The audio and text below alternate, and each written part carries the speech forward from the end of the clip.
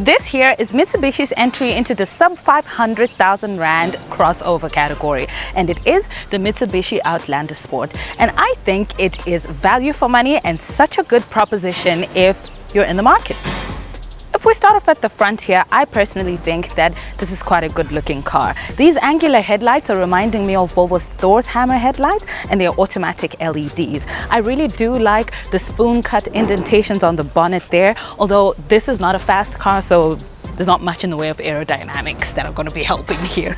You've got a medium-sized honeycomb grille in glossy black, the Mitsubishi logo in the middle in a shiny chrome, and a pretty good-looking bumper. All in all, I think the face gives it some decent road presence, especially in its segment. I think the side profile of the Outlander Sport really brings the car together, and I particularly love the silky inspired design here on the side. You don't get roof rails, but you do get these two-toned mirrors with the body colored silver and the black here. This is the Exceed trim, so she's riding on 18-inch alloys. But I think the most impressive thing about this car is the ground clearance, or at least one of the most impressive things, because this is 220 millimeters of ground clearance, and for comparison, the Suzuki Jimny gives you 210. The back still carries over with that same design philosophy that you've got in the front, and you can see that especially with the angular tail lights. It's got this hexagonal design here at the bottom that I think looks really good. You've got the Outlander Sport badging here at the bottom left, and it's in chrome just like the Mitsubishi logo.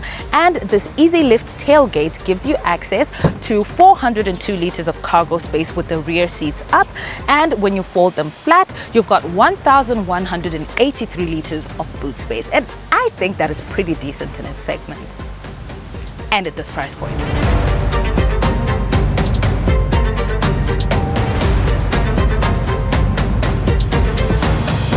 You guys are gonna get very tired of me for always pointing this out in every interior I get into, but like, I need you to know that Piano Black and I do not have a loving relationship.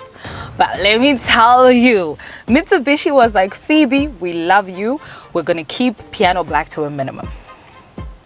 Also because I don't really think they know me, so they did that of their own accord. But there's Piano Black here, here around the gear shifter, and just on the doors and on the steering wheel. But you don't get it everywhere else, where it's gonna scratch so badly and then it's gonna make the car look old and just unpleasant. And I really love that for us. Mitsubishi, come get a kiss. Now, the interior is where all the money is for any car really, because that's where you spend most of your time when you're spending time with your car. You're inside. Now, inside the Outlander Sport, the first thing I noticed was this finish on the dash. This is really giving that recycled material from Volvo that we had earlier in the year, and I love that. I mean, it is gonna get very visibly dirty, but it's different and I love it. It makes the car look and feel a lot more expensive than it is. So I really like that. The second thing that I like is this light brown contrast that you've got happening. So you've got that on the stitching, you have it as this line on the seat, and you have it on the doors as well. I think it looks so good. The contrast is just, it looks really refined, and I love that. I did not expect that in a car that is sub 500,000 Rand, let me tell you that. The third thing that has impressed me about this car is the minimal Piano Black. Did you hear that? Minimal Piano Black. And this is in a car that's under 500,000 Rand from a legacy brand. That is big news for me personally. You do still get Piano Black around the gear shifter here, you have it on the steering wheel, and you have it on the sides. Unfortunately, these are places that you do tend to touch a lot, but I am grateful, I am really glad that it's not the entire makeup of this floating center console. So that's still good, that's still a win in my books. You've got these artificial leather seats as well, and they're pretty comfortable. There's just enough lumbar support, and when I look at these things, these things on the surface, I think it's just such a great value offering at the price point that it's coming in at. And if you've got like a small family of 3 even, excluding the parents, then you've got yourself a pretty good value proposition. Like when you sit in here, these are the things that consumers look at, and it's important to see those things. So if you think, number one, you'll be able to keep this clean, then girl, go for it. I'm really enjoying this fabric here. And usually you don't keep kids, you don't put kids in the front seat, and if they're sitting in the front seat, then they're old enough to know how to keep things clean. So that's really good. Because here we are in the Exceed trim, what we're getting is a digital driver's display. Although I do think it looks a little too busy. It's not necessarily distracting, but it's not distracting. Like, it looks a little too busy, but it's still fine. It's still a digital driver's display, so that's good. That's progress. It's not just the analog dials, even though I am a fan of the analog dials, but I do like something different. You've got this monolithic center screen here, and when they describe it as monolithic, it just means it's one integrated unit into the dash. So it just looks like a singular unit. The center screen here has this blue theme going on, and I love it. It looks so good. So it's got like blue text and white text, and I like how it looks. I think it's a little bit laggy though, so that might be something that needs to be worked on a little bit, but it's not a priority. That's the thing, that a lot of things that I may not like about this car have a lot to do with cost cutting as well, that I can understand, because I think Mitsubishi has worked so hard to keep this car under 500,000 Rand. Like, I think that's quite impressive for a car at this price point. And maybe, I don't think I'm praising a fish for swimming, but I do think that cars in South Africa are sometimes unjustifiably expensive, and I think this is a pretty good value offering, but I think I'll say that in the outro.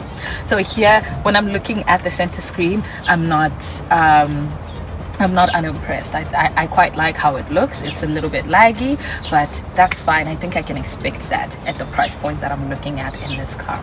And then here, when we get to the bottom, you've still got buttons for your climate control, for AC and whatnot, and I so appreciate that. I mean, screens are coming in and they're getting bigger and whatnot, but they still don't provide the perfect user experience, or an ideal user experience. Let me lower the standard, because now you have to look at the screen while you're driving to control your AC, and that's not a good thing. So we've still got the buttons for the AC here at the bottom, and this car actually has Nano X. And what Nano X is, it's an air purification system that uses water particles to sort of purify the air in the car, and that's really good to get rid of bad odors, but also more importantly if you've got allergies. So I've got my sister coming through for the holidays. She's 15 and she's got like genetic eczema. It runs in my family, and I was lucky not to have it, but that means she's allergic to almost everything. Should there be a speck of dust in the air, she's going to sneeze. It's going to flare up on her skin and whatnot. And Nano X is actually such good software. I think it was developed by Panasonic, if I'm not mistaken, to purify the air. And I know a lot of Chinese cars are also coming in with that technology, but I appreciate seeing that in a legacy brand, and that just keeps the air in your car clean. So I'll tell you a story actually quite quickly. I went to get this car washed this morning, and a garbage truck passed by, and I could smell, I felt like I was sitting inside the bin. I was part of the trash. It was so bad. Thankfully, that was just at the moment that they were done with the car, so I just jumped into the car and I switched on Nano X, and by the time I drove out of the gate, I'd almost forgotten about the entire experience. But it was smelling so bad, you know, and like you have to keep your mouth closed, otherwise the smell is going to get into your mouth, and it's just it was horrifying. It was quite horrifying. So that's really good that we have that in there, and that you actually have a button to switch it on and off, so that's really good. So I do quite like that. You get USB-C and a USB port here. You also get a 12-volt socket up there, which is great. You get wireless charging in this car as well, which is pretty good. I mean, it's under 500,000 Rand, guys. This is a floating center console, and here you've got your gear shifter. It's a Prindle. P for parking, R for reverse, N for neutral, D for drive. The L is for low gear. So that means that when you are, for example, when you're towing, or when you're on slippery surfaces, that will tell your car to keep it in the low gears, so that it's not hunting around for the gear to go into when it's in sort of like a high stress situation for a car. Like if you were a car and you were towing something, or you were walking on a slippery surface, that's a bit of a high stress situation. That means you need to employ certain measures for you to keep going forward and not cause accidents. So that gives you a bit more control. You just need to control the steering, and it will keep the car in the lower gears and allow you to keep moving forward. So that's cool. I haven't seen a Prindle in a really long time. And if you don't get the Prindle reference, that's from, is it The Sweet Life of Zack and Cody or something like that? You have an electronic park brake. You also have auto hold, so if you're on a hill, you can have the car automatically hold the brake. And then you have drive mode. So in this car, it's not sport, eco, comfort. It's actually normal, wet, gravel and mud drive modes that you get in this car. So it's not necessarily a car that is built to go off-roading, but it can handle like gravel roads and slippery surfaces and things like that. So it's not a hardcore off-roader like a Suzuki Jimny or something like that, but it is still capable of handling a little bit of that. And some of the roads that we have outside of Joburg, for example, in Cape Town, for example, they would need these kinds of driving modes, so that gives you a little bit more confidence that your car can handle this. So that's pretty good. Now we've got two cup holders here. I always wish the cup holders were in the front. It's just always so much easier. Put the phone here. Make it harder to access, because you shouldn't be on your phone when you're driving, but put the cup holders there because you should drink your coffee and drive. Yes, don't drink and drive. Drink coffee and drive so you stay alert. Big brain. So here you've got some space in, it's not a floating center console, my bad. You've got some space on the sides of the central console here where you can put your phone as well, so that's good. It's dedicated space for your devices. Here you've got a cubby box in the middle at the back of the central console with a cooling function, so you can keep your drinks cool, which is really good. And it's quite decent. I think you can put like 4 bottles of Coke in there. Coke. And you also have an O-sheet handle for yourself here, O-sheet handle for your passengers. So we are thankful to Mitsubishi for also thinking about the driver. None of the seats are power seats, but I can understand and accept that that would cost more, so it's fine. I would just exercise my right hand in that way. Thank you. Here at the back, you've got more than enough space for your walkers and your thinker, and no sunroof, but that would have cost more, so it's fine. I'll accept it. You do get some O-sheet handles for yourself. So pretty strong. It's pretty strong. You have a pocket in the back of the seat here, and you also have this little pouch for your devices, so that's pretty good. You get rear AC, of course. You have a USB-C and a USB-A port. I think that's what it's called. Hey, I review cars, not tech, okay? Go to Nafisa for that. So you have 2 ports here at the back, and give me a second. Oh wait, figure it out.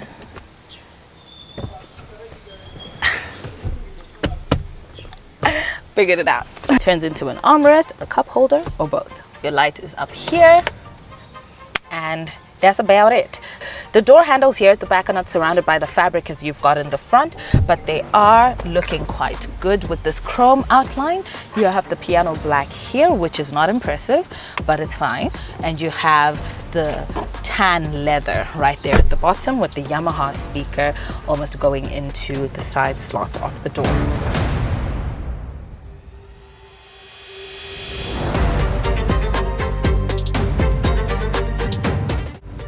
The Outlander Sport is powered by a 1.5-litre naturally aspirated petrol engine with an output of 77 kilowatts and 141 Newton meters, paired to a CVT automatic transmission. And I think that's where it starts to get a little dicey. But let's take a drive and we'll talk about it. Can you hear that? I'm gonna go up a couple of hills and I'd like for you to listen.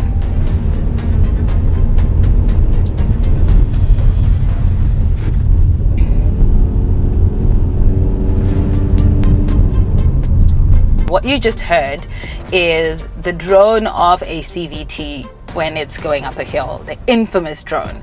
It's really not very pleasant. And that's just it's sort of the only complaint I have about this car.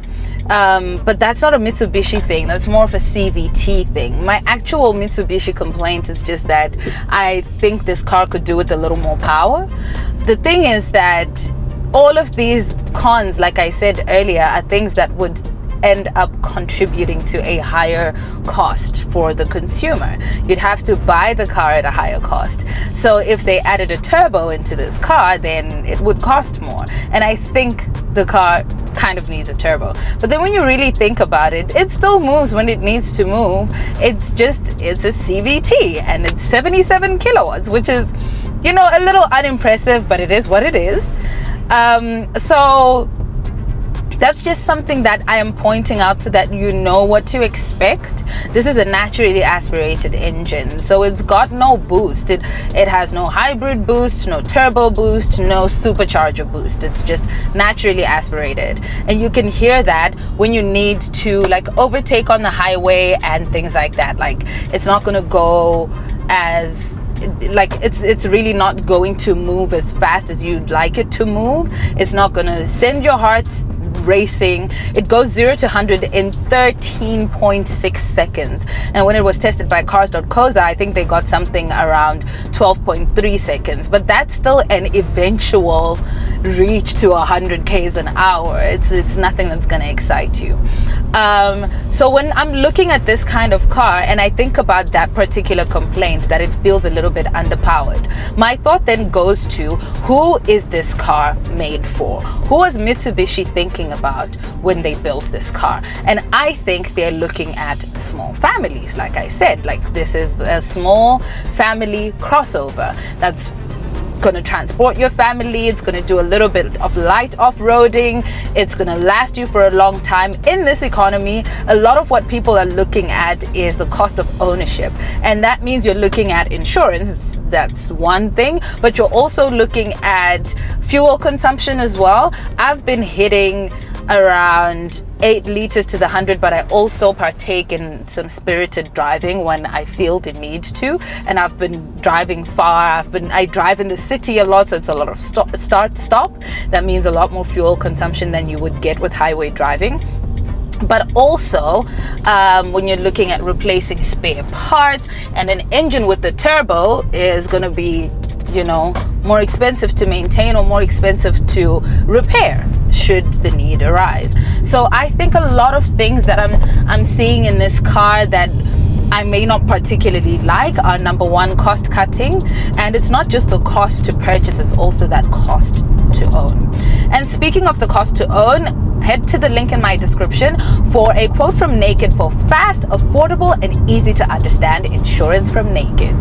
And if you didn't know, you can actually pause your cover. You can pause your car insurance on the Naked app with Cover Pause. That means if you're not driving your car over these holidays, or if you're like me and you're test driving all of these different cars all the time and you hardly ever drive your car or never do, you could actually switch on Pause Accident Cover in the app. You'll still be covered for things like theft and wild airport trolleys, like I said before, but I think it's a pretty useful tool to save money this holiday on your car insurance. So click the link in my bio.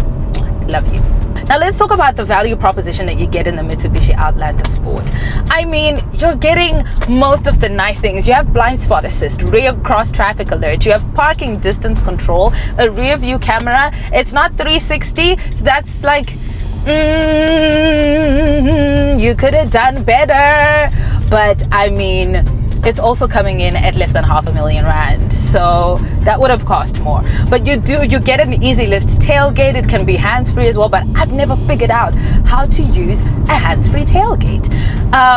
You've got all of these little nice things that we love in cars these days: Apple CarPlay, Android Auto, and it's wireless, blind spot monitoring. You've got a pretty cool infotainment system.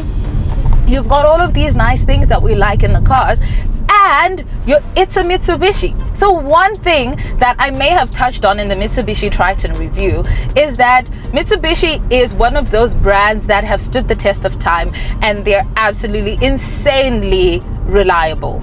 I just think that there might be a little bit of a lack of visibility when it comes to Mitsubishis, but they're really up there with Toyota for me, with Toyota and Isuzu. If I were to think of the big three when it comes to reliability, durability, and just great build quality, it's Toyota, Isuzu, Mitsubishi. And so if you're going to buy a car like this, you can expect it to be incredibly reliable. You can expect to have a lot of you can expect to get spare parts quite easily. It's going to last you a lifetime. It's going to last you a really long time, and it actually drives quite well. The steering itself is not harsh. It's not firm like a sporty steering, or as the name of the car would suggest. The suspension, however, does sort of steer towards that sporty, more dynamic feeling because it's a tad firm, but the car itself is still comfortable enough to be a good family car. It's not rough. It doesn't shake you around like you're in a washing machine. And that's something else that I've also noticed about the driving of this car, is that the handling is really quite good. It's been tuned really well. I mean, going around a turn at a decent speed or a higher speed than normal, the car handles really well. It stays on the ground, it stays planted. It doesn't feel like you're going to lose control. And then when you get to the triple digit speeds on the highway, it still doesn't feel buttery, like you're going to slip off the road. And I really quite like that, because it just makes the car feel like it's been built really, really well. So I do quite appreciate that. So even when you're on the highway and you're driving at high speeds, it's got a confirmed top speed of 175 k's an hour. I didn't test it. I have nowhere to drive 175 k's an hour. But that's pretty good. And when you get to those high speeds, it still feels very planted. It doesn't feel like it's gonna move around with the wind, or it doesn't throw you around. It doesn't feel buttery either, which is really good, because that means the car feels more planted. It feels stable. It handles so well around turns and corners. I was actually quite impressed, and this is a family car. It's not geared towards performance, that's one thing, and I think we've said that with regards to how fast it accelerates. It's not geared towards performance. It's not a performance SUV, but it performs well for the things that it's meant to do, and I really like that. So we've got this really nice, well-rounded crossover that's coming in from Mitsubishi, and it starts at around 440,000 rand. And for this top spec one, that Land Cruiser is flying. It's not a Land Cruiser, it's a Mahindra. Jeez, flying, bro. And for this top spec one, you're looking at just under 500,000 rand at about 490,000 rand, the Exceed trim. And I think it's such good value for money. The size of the car, the add-ons that you get in the car. I mean, it may not have a sunroof, and we know sunroofs are really, really popular in South Africa, but it still gives you everything you need. And then when you think about what I've said about it feeling underpowered at 77 kilowatts and 141 newton meters, you have to ask yourself when you really need to do that sort of hard acceleration. This is a great car, I think, if you live in the city especially. It's a great city slicker. But even if you live out there, like in the outskirts of the cities and whatnot, when do you really need to accelerate that hard? It's not a lot. You're just moving at a regular speed. I also really quite like how it brakes, because it's gradual. It doesn't feel very harsh. The pedal feel itself is quite intuitive as well, so it makes you feel like you're in a car that costs a little bit more than it does, because it's a very smooth, gradual, not mass market produced brake feeling. So I think this is a pretty solid offering, and it should be on your short list if you're looking for cars under 500,000 rand and are crossovers. So you're looking at this size and dimensions. I think it's a pretty solid offering for what it gives you, what you get, and what you pay for. I definitely think that this should be on your short list of considerations for that spot in your garage. And with that, I say thank you for watching. Mwah, love you. Bye. Ba-da-ba-ba-ba. I'm hungry.